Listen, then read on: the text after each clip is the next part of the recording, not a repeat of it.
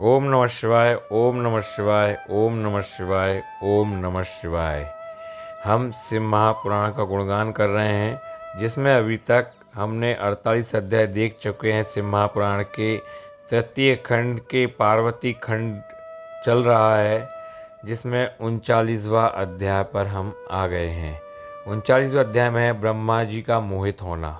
ब्रह्मा जी बोले, हे नारद, उसके उपरांत मेरी आज्ञा पाकर महादेव जी ने अग्नि की स्थापना कराई तथा अपनी प्राण वल्लभा पत्नी पार्वती को अपने आगे बिठाकर चारों वेद, ऋग्वेद, यजुर्वेद, अथर्ववेद तथा सामवेद के मंत्रों द्वारा हवन कराकर उसमें आहुतियाँ दी।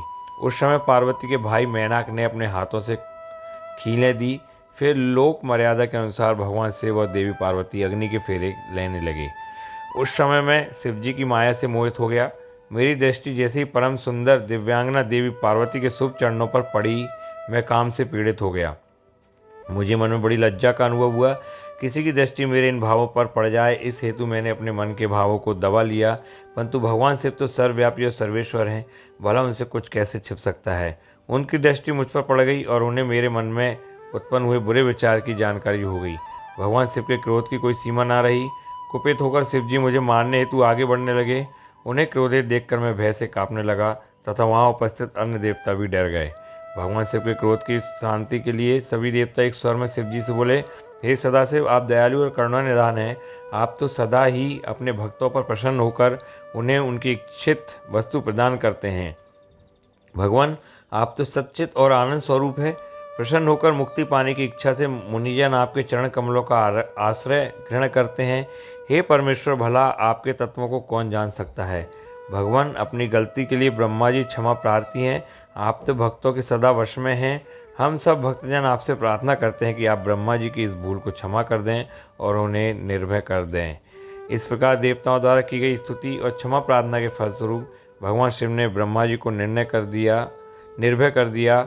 नारद, तब मैंने अपने उन भावों को शक्ति के साथ मन में ही दबा दिया। फिर भी उन भावों के जन्म से हजारों बालखिल्य ऋषियों की उत्पत्ति हो गई, जो बड़े तेजस्वी थे। यह जानकर कि कहीं उन ऋषियों को देख शिव जी क्रोधित ना हो जाए, तुमने उन्हें गंधमादन पर्वत पर जाने का आदेश दे दिया। बालखिल्य ऋषियों को तुमने सूर्य भगवान की आराधना और तपस्या करने का आदेश प्रदान किया।